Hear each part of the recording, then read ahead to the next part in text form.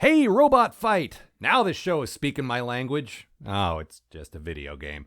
This is like all those times you think something cool is happening on Star Trek and it ends up being the holodeck, or an alternate timeline, or a dream.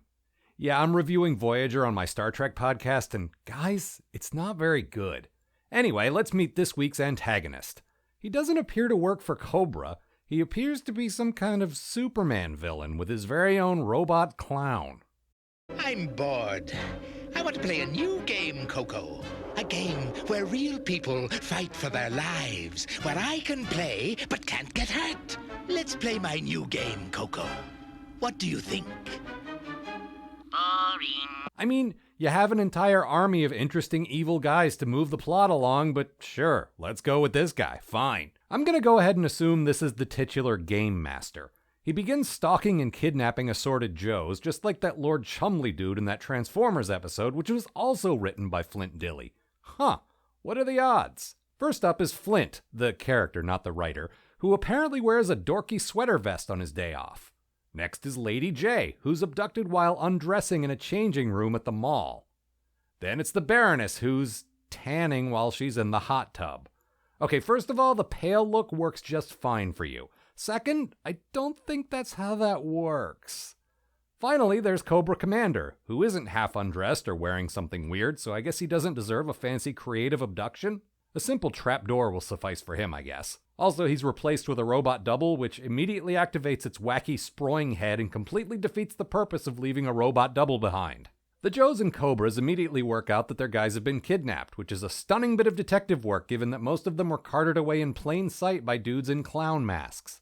Our abductees wake up in oversized novelty playpens, and suddenly Lady J isn't wearing just a slip anymore, which, given the super creepy implications of that whole situation, is probably for the best. The goofy-ass villain identifies himself over a loudspeaker, calling himself the Gamemaster, and forcing me to backtrack to the title screen to make sure I got it right. No, I did. This is just one of those, well, let's just say because Sunbow. That'll save us some time. The Gamemaster informs his captives that there's a one-man helicopter on the island somewhere, and beyond that, there are no rules. Which is weird to me. He seems like the sort of guy who lives for rules and would spend long hours explaining them to you, then reconsulting the rules and debating their finer points anytime anyone tried to do anything. But that might just be my horrible experiences playing board games talking. As it so often does in these situations, hilarity ensues.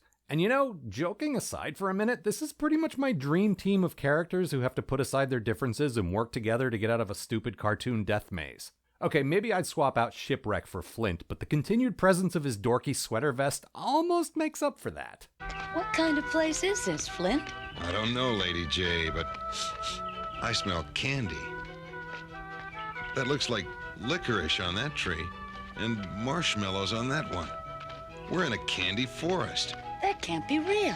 I think it is. I took a caramel apple.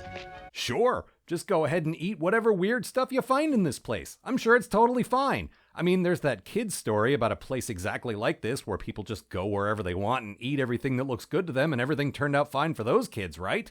Then Cobra Commander and the Baroness, still in her bikini incidentally, attack them with giant candy canes, and this might be my favorite episode. Get me out of here! I'm sinking in caramel! Not caramel, butterscotch. I mean, I know I haven't gotten to Cold Slither yet, but this is pretty amazing. Some other stuff happens away from all this as both teams try to determine where their missing guys are, which is nowhere near as interesting as what's happening on this island. Like Flint apparently being killed by a robot dinosaur and being carted off by wind-up pallbearers. And the other three being terrorized by a giant lawnmower which crushes their only escape route. And Flint, who, shocker, is not actually dead, facing down the Gamemaster only to discover he's like 12 feet tall. But Flint manages to defeat him anyway, and he throws a fairly predictable but nevertheless highly amusing giant baby temper tantrum. A combined Joe-Cobra rescue force invades the island, weirdly working together and begrudgingly complimenting each other in the process. And Destro has a hearty laugh at the expense of Cobra Commander's dignity. The Gamemaster escapes and swears revenge, but I kinda hope he doesn't come back. Perfect episodes like this come along so infrequently. Let's not cheapen things by trying to do it all again.